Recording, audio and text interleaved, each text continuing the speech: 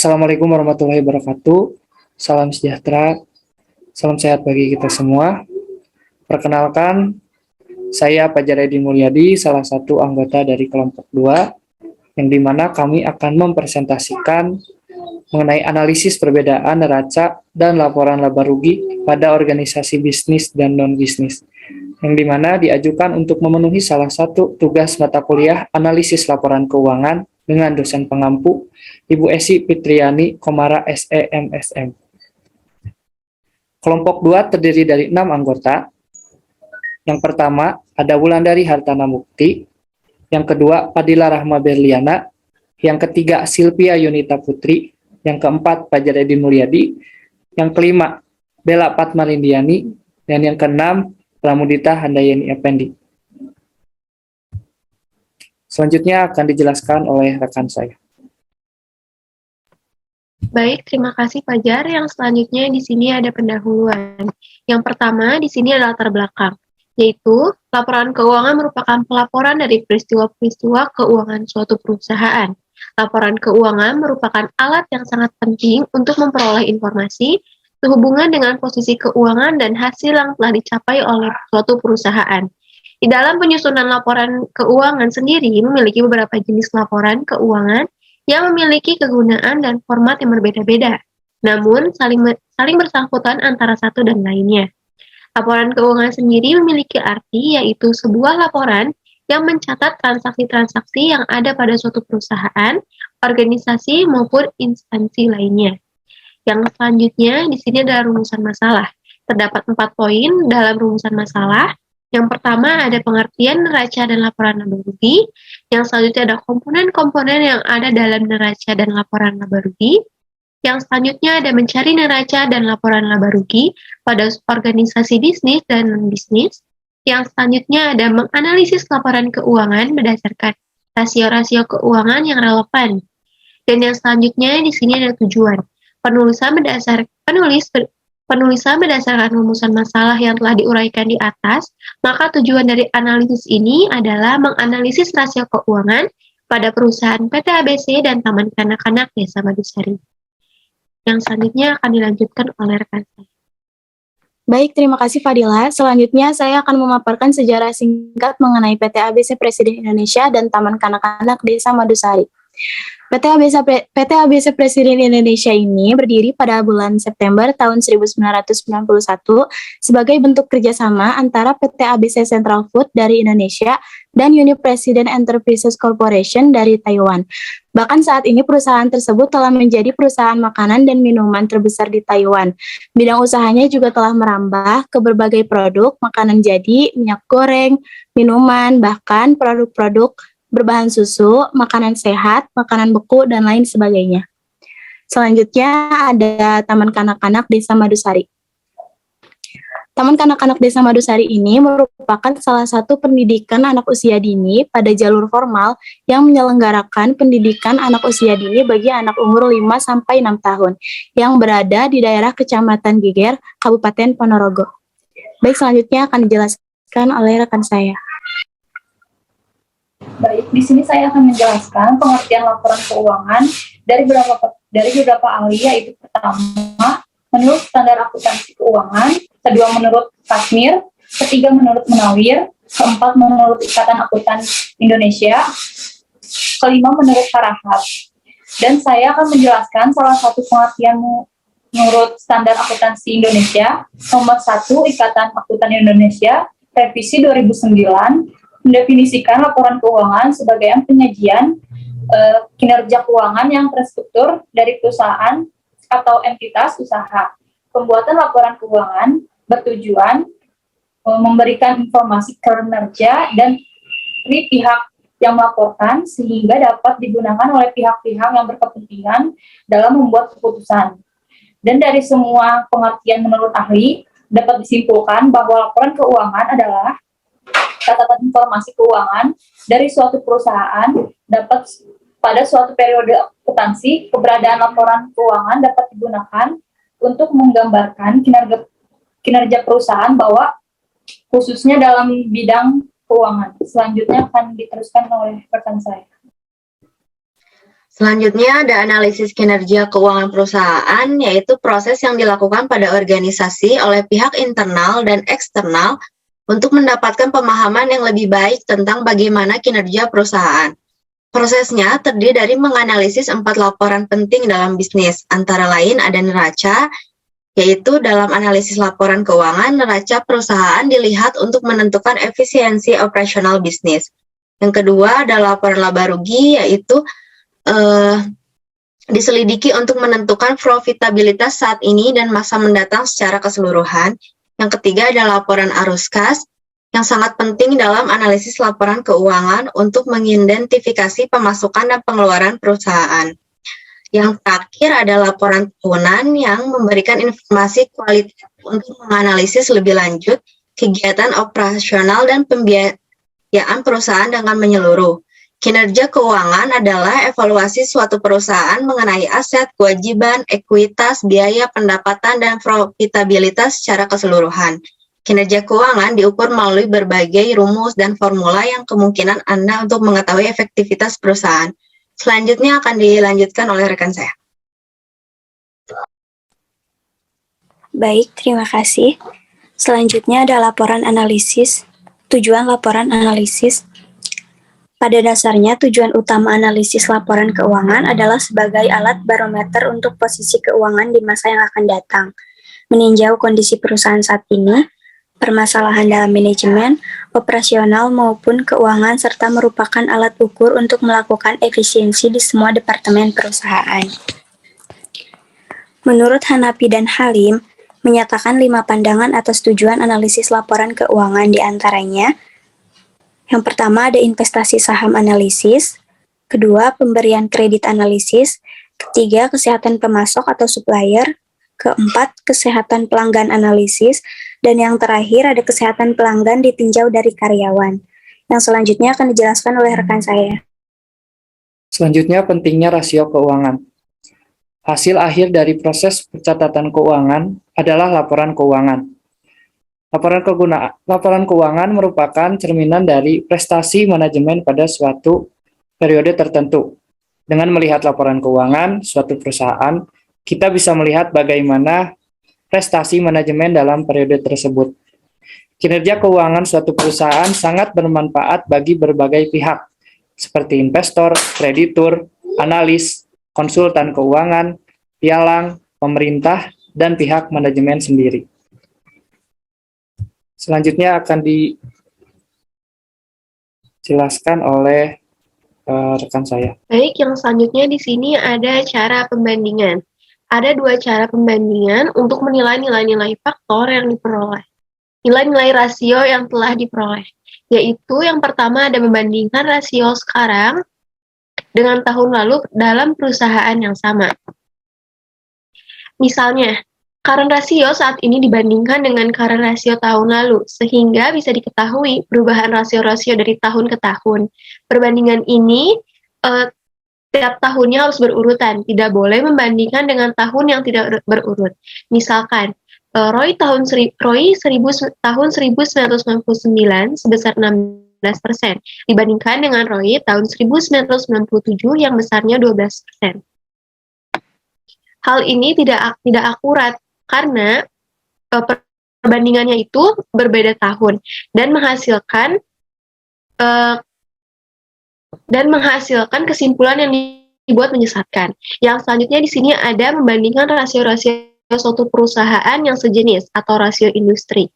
Ini untuk mengetahui kinerja suatu perusahaan tidak hanya membandingkan dengan rasio-rasio tahun ke tahun. Nah, karena kurang menunjukkan prestasi yang sesungguhnya, tetapi harus dibandingkan dengan perusahaan yang sejenis agar diketahui posisi perusahaan tersebut dalam suatu industri. Yang selanjutnya akan dilanjutkan oleh rekan saya.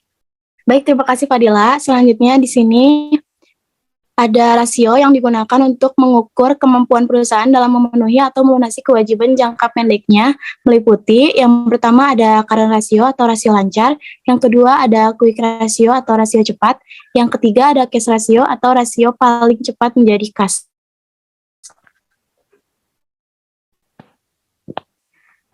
Selanjutnya akan dijelaskan oleh rekan saya.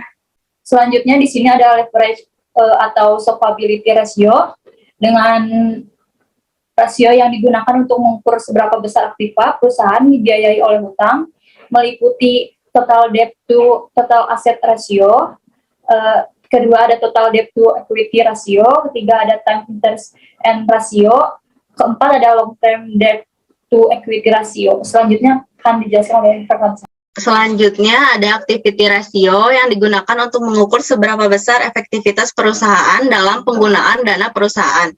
Meliputi ada receivable turnover, terus ada average collection period, ada inventory turnover, ada average day inventory, ada working capital turnover, ada total asset turnover, dan ada fixed asset turnover. Selanjutnya akan dibacakan oleh rekan saya. Yang selanjutnya ada profitability ratio. Rasio yang digunakan untuk mengukur kemampuan perusahaan dalam menghasilkan laba, meliputi gross profit margin, operating profit margin, net profit margin, return on asset atau ROA, return on investment atau ROI, return on equity atau ROE, dan earning per share atau EPS. Selanjutnya akan dijelaskan oleh rekan. Baik, terima kasih. Yang selanjutnya di sini ada rasio penilaian. Rasio ini untuk mengukur kemampuan suatu perusahaan dalam menciptakan nilai pada investor atau para pemegang saham, yaitu meliputi dua. Yang pertama ada price earning ratio atau PER, yang kedua ada market to book value ratio atau MBV. Dan yang selanjutnya akan dilanjutkan oleh rekan saya. Selanjutnya saya di sini akan menjelaskan hasil laporan keuangan dari PT ABC Presiden. Di sini ada neraca per 31 Desember tahun 2007 dan 2008. Mohon maaf, di sini ada kesalahan penulisan tahun.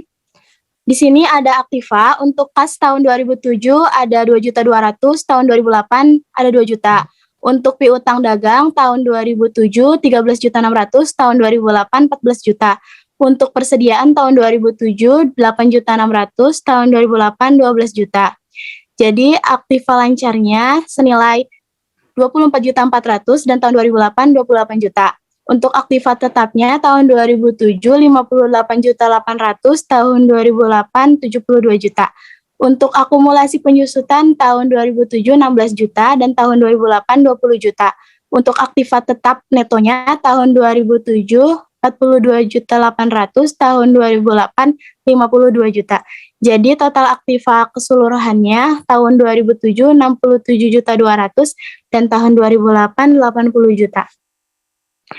Di sini ada pasiva juga. Untuk hutang dagangnya tahun 2007 sekitar 1.200.000, tahun 2008 2.400.000. Untuk hutang weselnya tahun 2007 2.400.000, tahun 2008 4 juta. Untuk hutang upahnya tahun 2007 400, tahun 2008 400. Untuk hutang pajaknya tahun 2007 4.800.000 dan tahun 2008 5.200.000. Untuk hutang lancarnya tahun 2007 8.800.000 dan tahun 2008 12 juta. Untuk hutang jangka panjangnya tahun 2007 23.200.000, tahun 2008 32 juta. Untuk modal saham 10.000 lembarnya tahun 2007 9.600.000, tahun 2008 9.600.000. Untuk laba ditahannya tahun 2007 25.600.000 dan tahun 2008 26.400.000. Jadi untuk modal sendirinya tahun 2007 35.200.000, tahun 2008 36 juta. Jadi untuk total pasifanya untuk tahun 2007 sekitar 67.200.000 dan tahun 2008 80 juta.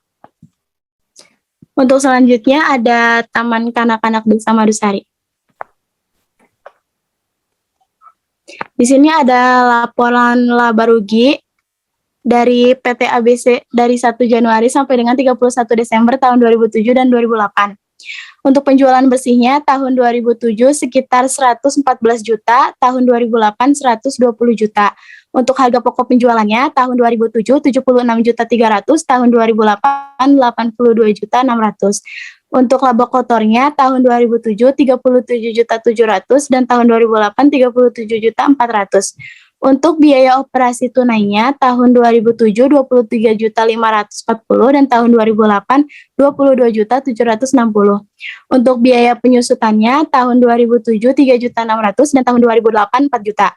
Untuk laba operasinya tahun 2007 10.560.000 dan tahun 2008 10.640.000. Untuk biaya bunganya tahun 2007 1.880.000, tahun 2008 2.640.000. Untuk laba sebelum pajak tahun 2007 8.680.000 dan tahun 2008 8 juta. Untuk pajaknya tahun 2007 3.480.000 dan tahun 2008 3.200.000. Jadi laba bersihnya tahun 2007 sekitar 5.200.000 dan tahun 2008 4.800.000. Untuk laba per sahamnya untuk tahun 2007 520 per lembar dan tahun 2008 480 per lembar. Selanjutnya akan dijelaskan oleh rekan. Yang pertama, rasio likuiditas PT ABC. Ada current ratio. Current ratio didapat dari aktiva lancar dibagi hutang lancar, di mana dengan jumlah aktiva lancar 28 juta dan dibagi hutang lancar sebesar 12 juta dengan mendapatkan hasil 2,33333. Dengan demikian, setiap Rp1 hutang lancar dijamin dengan 2,33333 aktiva lancar. Kemudian ada quick ratio. Quick ratio didapat dari aktiva lancar dikurang persediaan dibagi hutang lancar, di mana jumlah aktiva lancar 28 juta dikurangi persediaan dengan jumlah 12 juta dan dibagi dengan hutang lancar sebesar 12 juta. Dan didapat hasil 1,33333. Dan demikian, setiap Rp1 hutang lancar dijamin dengan 1,33333 aktiva lancar yang paling lancar. Kemudian ada cash ratio yang didapat dari kas ditambah efek dibagi dengan hutang lancar. Dikurang efek, dibagi dengan hutang lancar. Yang dimana kasnya 20 juta, yang dikurang dengan efek 0, dibagi dengan hutang lancar sebesar 12 juta, dengan hasil 0,16667. Dengan demikian, setiap Rp1 hutang lancar dijamin dengan 0,16667 kas dan yang akan segera menjadi kas. Selanjutnya akan dijelaskan oleh rekan saya. Baik, terima kasih Fajar. Yang selanjutnya di sini ada rasio leverage atau solvabilitas. Yang pertama di sini ada total debt to total asset ratio, didapatkan dari total hutang dibagi dengan total aktiva dikalikan 100%. Dengan total hutang senilai 12 juta rupiah dibagi dengan total aktiva sebesar 8 juta rupiah dikalikan 100% menghasilkan 0,15 atau 15%. Sehingga total aset perusahaan dibelanjai oleh hutang sebesar 15% setiap Rp1. Total aktiva menjamin 0,15 total hutang. Yang selanjutnya di sini ada total debt to equity ratio. Didapatkan dari total hutang dibagi dengan modal dikalikan 100%. Dengan total hutang senilai 12 juta rupiah dibagi dengan modal sebesar 3.600.000 dikalikan 100%. Mendapatkan 0,333 atau 33%. Sehingga perusahaan mempunyai sumber dana yang tidak sebanding antara hutang dan modal sendiri. Yang selanjutnya di sini ada time interest earned ratio. Didapatkan dari laba sebelum bunga dan pajak dibagikan dengan beban bunga dikali 100% dengan laba sebelum bunga dan pajak senilai Rp10.640.000 dibagikan dengan beban bunga senilai Rp2.640.000 dan mendapatkan hasil senilai 4,0303 dengan interpretasi yaitu keuntungan perusahaan dapat menutupi beban bunga sebanyak 4 kali. Dan yang selanjutnya di sini ada long term debt to equity ratio. Didapatkan dari hutang jangka panjang dibagi dengan modal senilai hutang jangka panjang senilai 32 juta rupiah dibagi dengan modal senilai 36 juta rupiah menghasilkan 0,8889 sehingga modal perusahaan dibelanjai oleh hutang jangka panjang sebesar 8%. Yang selanjutnya akan dibacakan oleh rekan. Baik, selanjutnya di sini ada activity ratio. Pertama ada receivable turnover dengan rumus penjualan kredit dibagi rata-rata piutang, yaitu 120 juta dibagi 14 juta sama dengan 8,57142. Dengan demikian, pengumpulan piutang selama setahun berputar sebanyak sebanyak 8,6 kali. Selanjutnya ada average collection period dengan rumus rata-rata piutang dibagi penjualan dikali 360, yaitu 14 juta dibagi 12 juta dikali 360 sama dengan 42. Dengan demikian rata-rata piutang tertagih adalah setiap 42 hari. Selanjutnya ada inventory turnover dengan rumus HPP dibagi persediaan, yaitu 8.260 dibagi 12 juta. Jumlahnya 6,8833. Dengan demikian persediaan selama setahun berputar selama 6,9 kali. Selanjutnya ada average day inventory dengan rumus rata-rata persediaan dibagi HPP dikali 360, yaitu 12 juta dibagi 82.600 dikali 360 sama dengan 52,300. Dengan demikian persediaan bahan baku disimpan di gudang selama 52 hari sebelum dijual. Selanjutnya ada working capital turnover dengan rumus penjualan dibagi aktiva lancar dikurang hutang lancar, yaitu 12 juta dibagi 28 juta dikurang 12 juta sama dengan 7,5. Dengan demikian, modal kerja berputar sebanyak 7,5 kali selama setahun. Selanjutnya ada total aset turnover dengan rumus penjualan dibagi total aktiva, yaitu 12 juta dibagi 80 juta sama dengan 1,5. Dengan demikian, perputaran aktiva selama setahun berputar sebanyak 1,5 kali. Selanjutnya ada fixed asset turnover dengan rumus penjualan dibagi aktiva tetap, yaitu 12 juta dibagi 82 dibagi 52 juta sama dengan 2,3. Dengan demikian perputaran aktiva selama setahun berputar sebanyak 2,3 kali. Selanjutnya akan dijelaskan oleh rekan saya. Baik, selanjutnya ada rasio profitabilitas. Yang pertama ada gross profit margin dengan rumus laba kotor dibagi penjualan dikali 100, yaitu 37.400 dibagi 120 juta dikali 100%, menghasilkan 0,311667 atau 31,1667. Dengan demikian, setiap Rp1 penjualan menghasilkan keuntungan kotor sebesar 0,31. Selanjutnya ada operating profit margin, yaitu gross profit margin dengan rumus R dibagi penjualan dikali 100%, yaitu 10.640.000 dibagi 120 juta dikali 100, menghasilkan 0,088667 atau 8,86667. Dengan demikian, setiap Rp1 penjualan menghasilkan 0,088667 laba sebelum bunga dan pajak. Selanjutnya ada net profit margin dengan rumus EBIT dibagi penjualan dikali 100%, yaitu 4.800 dibagi 120 juta dikali 100 dengan hasil 0,04 atau 4. Dengan demikian, setiap Rp1 penjualan menghasilkan 0,04 laba setelah pajak.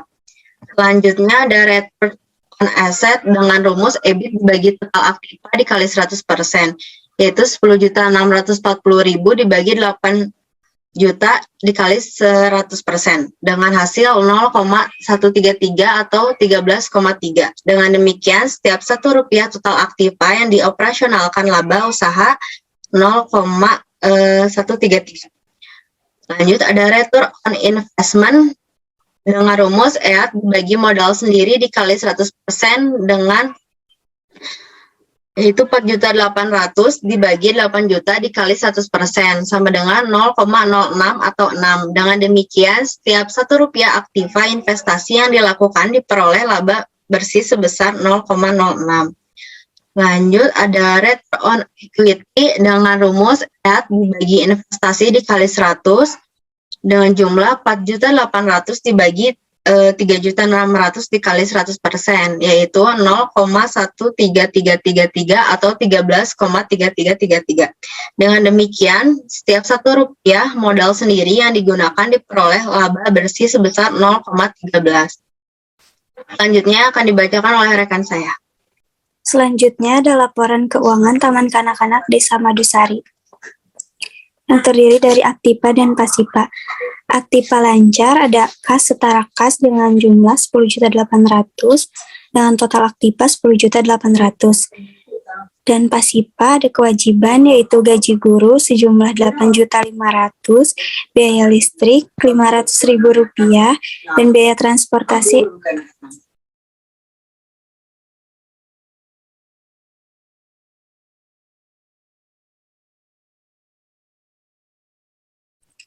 maaf.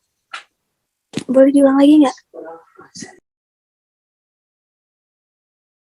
Lanjut, Dir.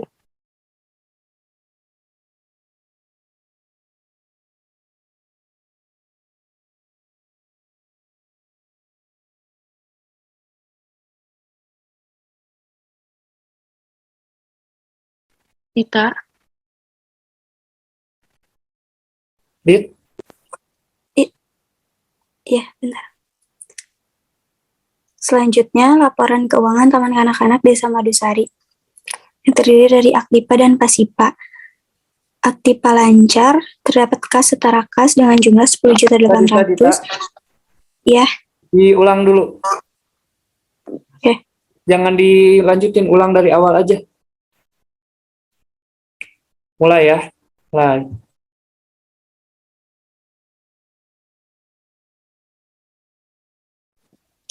Selanjutnya ada laporan keuangan Taman Kanak-kanak Desa Madusari. Terdapat aktiva dan pasipa.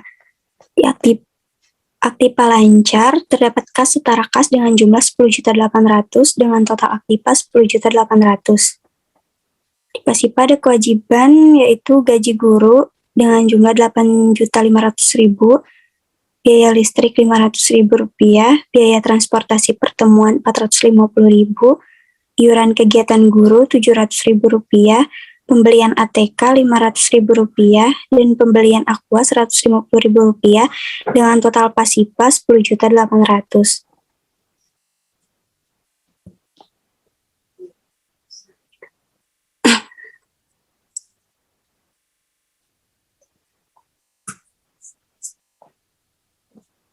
Selanjutnya ada laporan laba rugi. Dengan penerimaan yaitu iuran SPP sebesar Rp10 juta dan iuran komite Rp800.000 dengan total penerimaan Rp10.800.000. Untuk pengeluaran ada gaji guru sebesar Rp8.500.000, biaya listrik plus air Rp500.000, biaya transportasi pertemuan Rp450.000, iuran kegiatan guru Rp700.000, pembelian ATK Rp500.000, dan pembelian aqua Rp150.000, dengan total pengeluaran Rp10.800.000 dan sisa lebih kurang setelah pajak 0.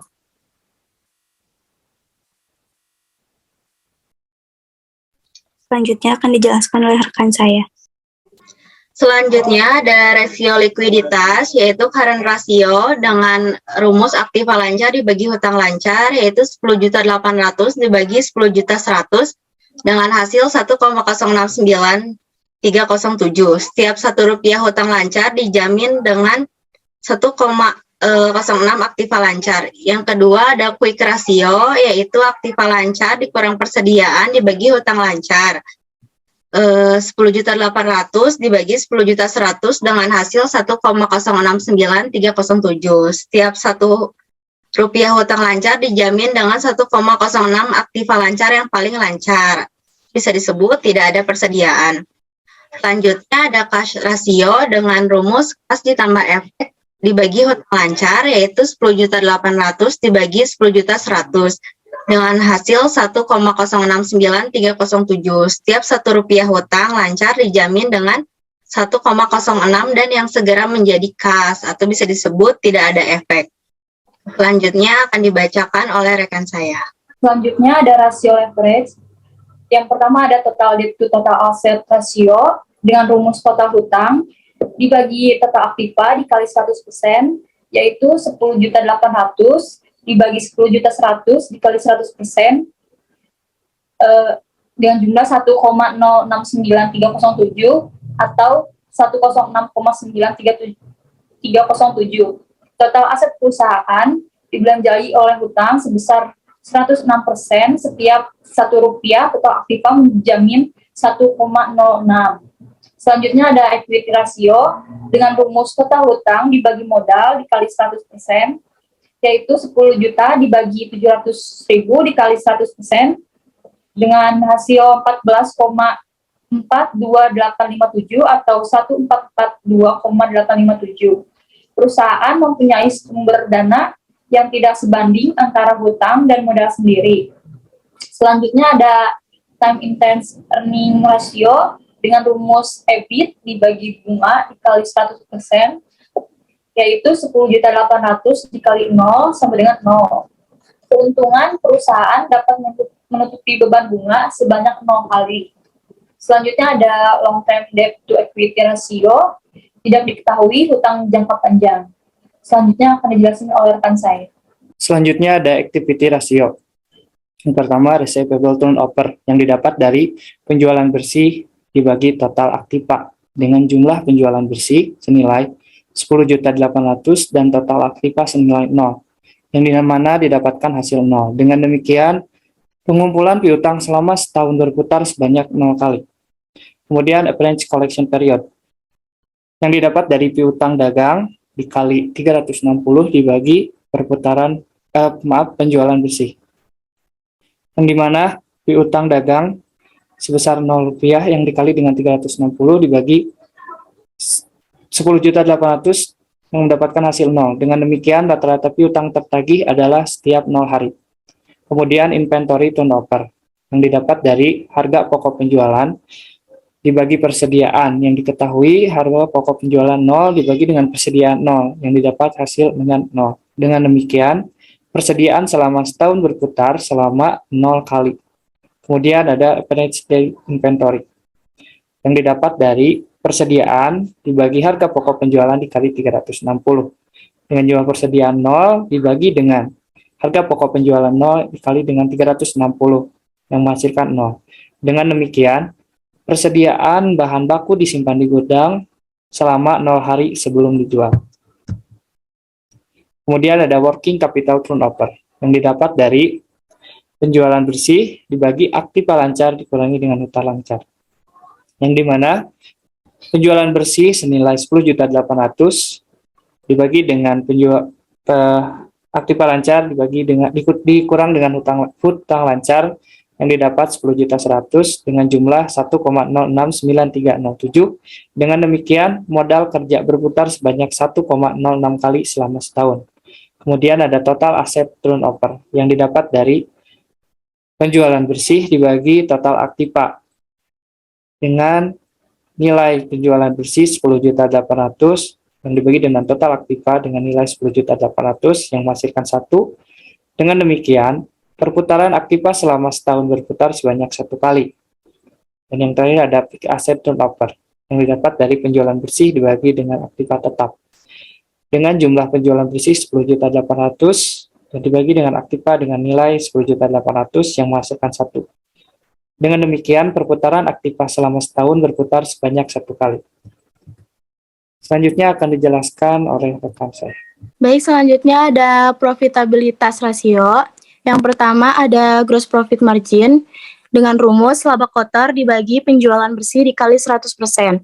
Laba kotor senilai 10.800.000 dibagi 10.800.000 dikali 100% dengan hasil 1 atau 100. Dengan demikian, setiap Rp1 penjualan menghasilkan keuntungan kotor sebesar Rp1. Yang kedua, ada operating profit margin dengan rumus EBIT dibagi penjualan bersih dikali 100%, dengan EBIT-nya senilai 0 dibagi 10.800.000 dikali 100% dengan hasil 0. Dengan demikian, setiap Rp1 penjualan menghasilkan Rp0 laba sebelum bunga dan pajak. Yang ketiga ada net profit margin dengan rumus EAT dibagi penjualan bersih dikali 100%, dengan EAT senilai 0 dibagi 10.800.000 dikali 100% dengan hasil 0. Dengan demikian, setiap Rp1 penjualan menghasilkan Rp0 laba setelah pajak. Selanjutnya akan dijelaskan oleh rekan saya. Baik, selanjutnya ada return on asset yang didapat dari EBIT dibagi total aktiva dikali 100% dengan jumlah 10.800.000 dibagi 10.800.000 dikali 100% yang menghasilkan 1 atau 100. Dengan demikian, setiap Rp1 total aktiva yang dioperasionalkan laba usaha Rp1. Selanjutnya ada return on investment yang didapat dari laba setelah pajak dibagi total aktiva dikali 100% dengan jumlah 0 dibagi 10.800.000 dikali 100% dengan hasil 0 atau 0. Dengan demikian, setiap Rp1 aktiva investasi yang dilakukan diperoleh laba bersih sebesar Rp0,06. Yang terakhir ada return on equity yang didapat dari laba setelah pajak dibagi modal sendiri dikali 100% dengan jumlah 0 dibagi Rp700.000 dikali 100% dengan hasil 0 atau 0. Dengan demikian, setiap Rp1 modal sendiri yang digunakan diperoleh laba bersih sebesar 0. Selanjutnya akan dijelaskan oleh rekan saya. Baik, yang selanjutnya di sini ada kesimpulan. Laporan keuangan merupakan pelaporan dari peristiwa-peristiwa keuangan perusahaan. Laporan keuangan merupakan alat yang sangat penting untuk memperoleh informasi sehubungan dengan posisi keuangan dan hasil yang telah dicapai oleh suatu perusahaan. Di dalam penyusunan laporan keuangan sendiri memiliki beberapa jenis laporan keuangan yang memiliki kegunaan dan format yang berbeda-beda. Pada dasarnya, laporan keuangan sendiri memiliki beberapa bentuk atau format yang berbeda, namun saling bersangkutan antara satu dan lainnya. Kemudian, ada jenis-jenis laporan keuangan. Yang pertama ada laporan laba rugi, laporan perubahan modal, neraca, dan laporan arus kas. Selain itu, ada komponen-komponen dan dalam laporan keuangan serta pihak-pihak yang berkepentingan dalam laporan keuangan. Dan yang selanjutnya, di sini ada saran. Dalam penyusunan makalah ini, kami menyadari masih banyak sekali kekurangan yang perlu kami tambahkan dan perbaiki. Untuk itu, kami mengharapkan inspirasi dari para pembaca dalam hal membantu menyempurnakan makalah ini. Untuk terakhir kalinya, kami berharap agar dapat hadirnya makalah ini akan memberikan sebuah perubahan khususnya dalam dunia pendidikan. Untuk itu, saya kembalikan lagi ke Fajar. Terima kasih. Baik, terima kasih.